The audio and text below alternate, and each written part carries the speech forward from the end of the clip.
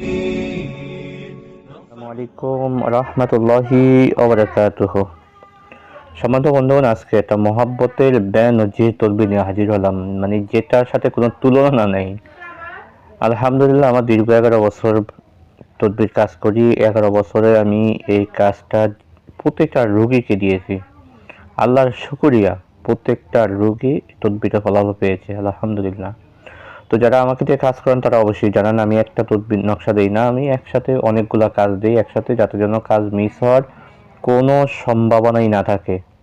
একটা ফেল যাবে আর একটা হবে, একটা ফেল যাবে আর একটা হবে, একসাথে 10-12টা কাজ দিই যাতে যেন কাজ মিস হওয়ার সম্ভাবনা না থাকে।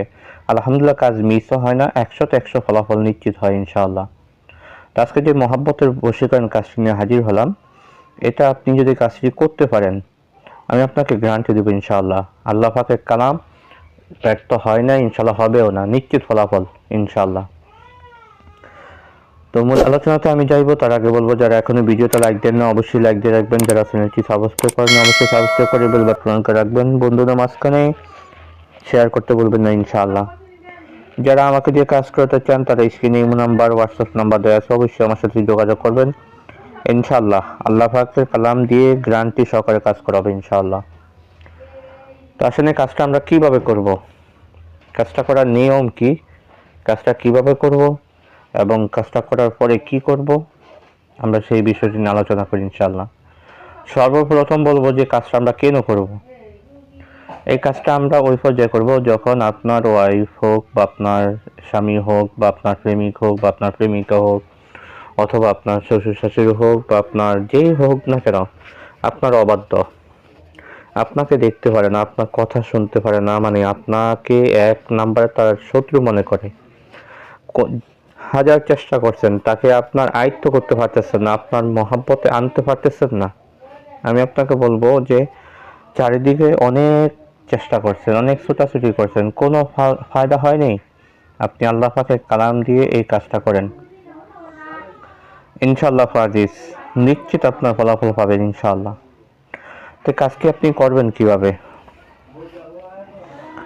এটা মহাব্বতের একটা বেনজির তদবির, ইহা মহাব্বতের বেনজির তদবির, মানে এটার সাথে কোনো তুলনা নেই।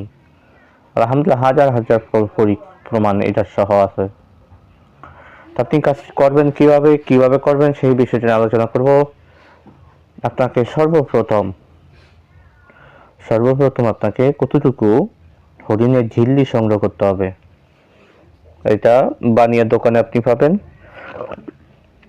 কতটুকু হরিণের ঝিল্লি সংগ্রহ করবেন, আর এই অরিজিনাল মেশকো জাফরান কুমকুম গোলাপ জল কালি আপনাকে সংগ্রহ করবেন। অরিজিনাল মেশকো জাফরান কালিটা আপনি এই কলম দিয়ে আপনি লিখতে পারেন।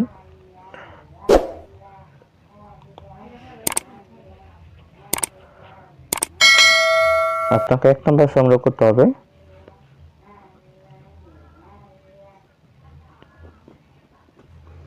ভোজপাতা, 2 নম্বরে কালি। অরিজিনাল কালিটার কালার কিন্তু এটা হবে। তো আপনি অরিজিনাল মেশকো জাফরান কালি কিনেন এবং ভোজপাতা না, দুঃখিত, হরিণের ঝিল্লি,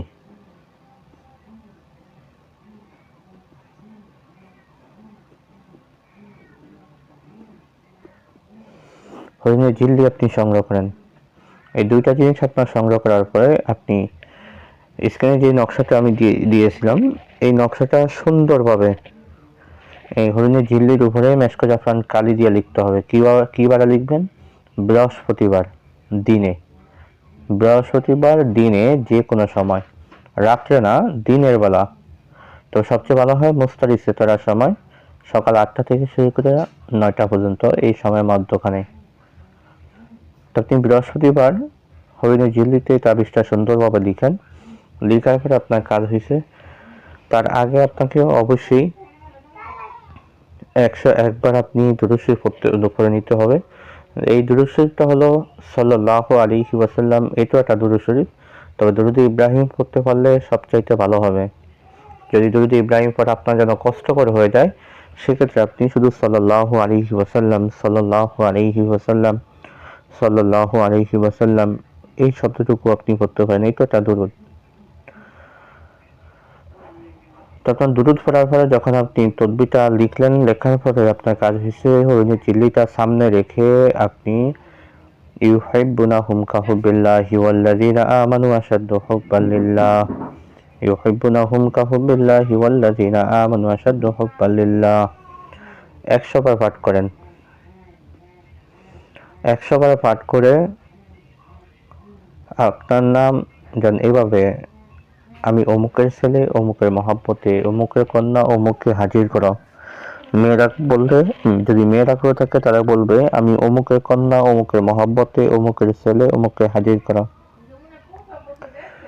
এই কথাটা বলে নকশার উপরে আপনি ফু দেন। আবার 100 বার পড়েন, পরে নাম নিয়ে আবার নকশার উপরে ফু দেন। আবার 100 বার পড়েন, আবার নাম নিয়ে নকশার উপরে ফু দেন। এভাবে আপনাকে সর্বমোট 1001 বার আপনি পাঠ করেন। আমলটা কমপ্লিট হয়ে গেলে আপনি সর্বশেষ 101 বার আবার দুরূদ শরীফ পাঠ করেন। 101 বার দুরূদ শরীফ পাঠ করে যখন আমল কমপ্লিট, তখন এই কাজের জন্য 2001 টাকা আপনি সদকা দিয়ে কাজের এজাজত নেবেন। যখন আপনি কাজের এজাজতটা নিলেন, তখন এই কাজের জিম্মাদারি সম্পূর্ণরূপে আপনি হয়ে গেলেন।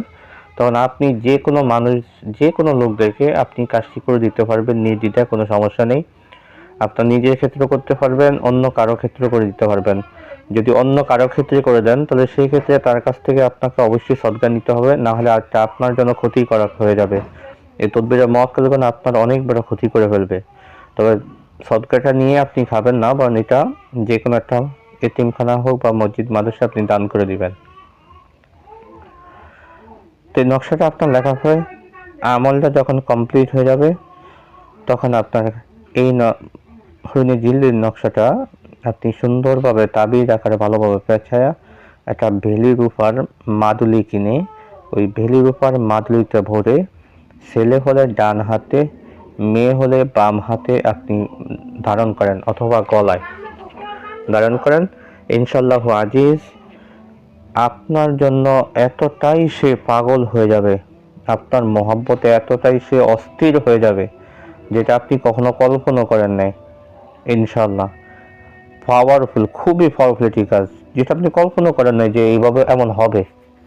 ইনশাআল্লাহ নিশ্চিত ফলাফল ইনশাআল্লাহ। তো আজকে আলোচনাটা এই পর্যন্ত থাকবে, দেখা হবে পরবর্তী ভিডিওতে। সে পর্যন্ত আমার সাথেই থাকেন। ওমা তাওফিক ইল্লা বিল্লাহ। আসসালামু আলাইকুম ওয়া রাহমাতুল্লাহি ওয়া বারাকাতুহু।